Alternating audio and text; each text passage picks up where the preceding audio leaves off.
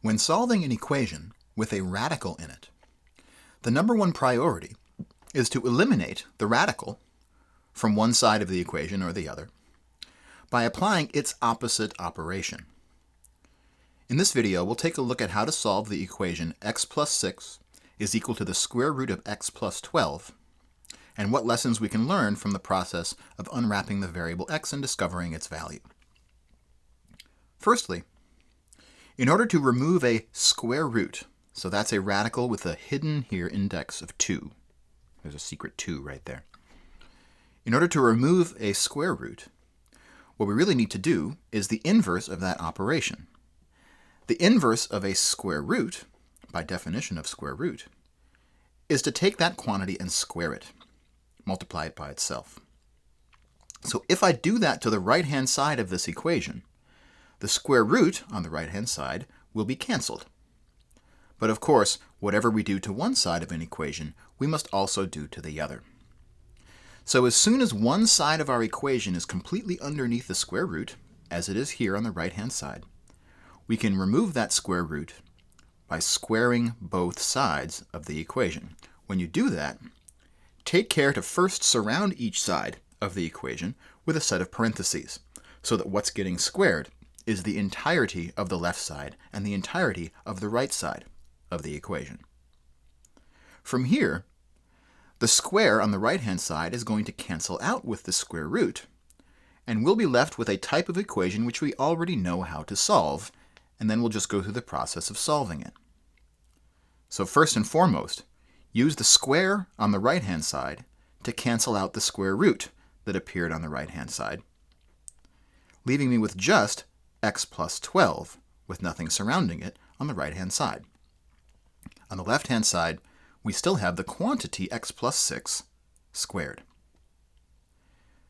Now, let's simplify both sides of this equation, including expanding any products that need expansion.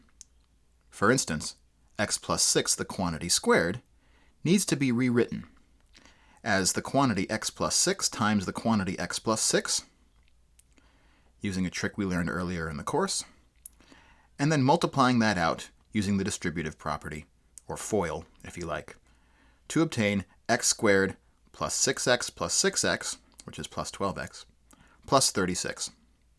So our left-hand side is x squared plus 12x plus 36. The right-hand side of our equation is still x plus 12. But what we've obtained is an equation which is quadratic in form, and we know, based on earlier parts of our course, how to solve such an equation. We just need to move all of the terms in the equation onto one side, leaving a 0 on the other side, which we can do by subtracting x and also subtracting 12 on both sides of this equation. Subtract x, subtract 12. That's going to leave me on the left side with x squared plus 11x plus 24, and most importantly, on the right-hand side, leave me with 0. Then, we'll do what we can to factor the left-hand side of this equation if possible. If factoring is not possible, we'll end up needing to use a technique that we'll see in the next video, which is to use the quadratic formula to solve instead. But in this example, factoring x squared plus 11x plus 24 is possible by factoring it as a product of the two binomials x plus 3 and x plus 8, because 3 and 8 have a product equal to 24 and a sum equal to 11. Since we have factored one side of this equation and the other side is equal to 0, we can therefore use the zero factor property to split this equation into two.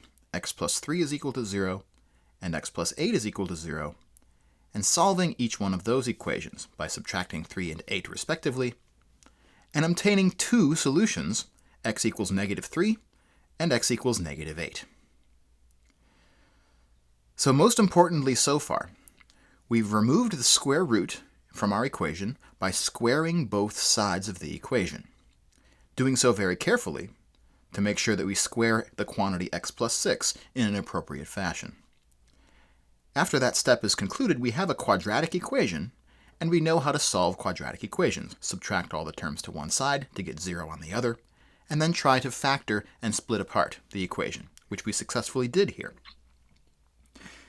The only wrinkle still left in this process is because it is only possible to take a square root of a non-negative quantity, we need to check that each of our solutions does not lead in the original equation to a square root which underneath would be negative. So we need to check. Checking our answers is more important now than it ever was earlier in the course. So let's verify. Don't just trust that these two answers are both correct. We should check to make sure they're both correct because it might not actually be the case. Starting with x equals negative 3. If I plug a negative 3 in for x in the original equation, then on the left-hand side, negative 3 plus 6 gives me 3. On the right-hand side, underneath the square root, negative 3 plus 12 gives me 9. And the square root of 9 is indeed equal to 3. So x equals negative 3 does in fact solve this equation, and so is one of our solutions. Let's try x equals negative 8. If I plug a negative 8 in for x, then on the left-hand side of my equation, negative 8 plus 6 gives me negative 2. On the right-hand side, underneath the radical, negative 8 plus 12 gives me 4. And the square root of 4 is 2, positive 2, not negative 2. So when we plug negative 8 back into the original equation, the result is a left-hand side which evaluates to negative 2, and a right-hand side which evaluates to positive 2. The problem is that when we square both sides, which was our strategy for removing the square root and solving this equation, because negative 2 and positive 2 become the same number, 4, when we square them, that distinction is lost in the process. And so the solutions that we ultimately got, not both of them worked in the original equation, because in the original equation it makes a difference when one of them is positive and the other one is negative. So we get in this example what's called an extraneous solution, x equals negative 8. What looks like a solution but turns out not to solve the original equation. So we have to throw that one out. And the only solution of our original equation is x equal to negative 3. So there's two really important parts about solving a radical equation that are new to us. The first is how to get rid of a square root. We can get rid of a square root by squaring, carefully, both sides of the equation.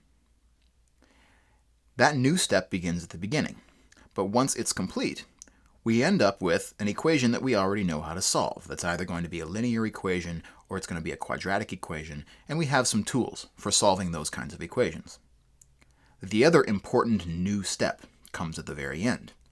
After we've obtained those solutions, it's more important now than ever to verify that those solutions work by plugging them back into the original equation and throwing out any examples which don't actually balance the original equation.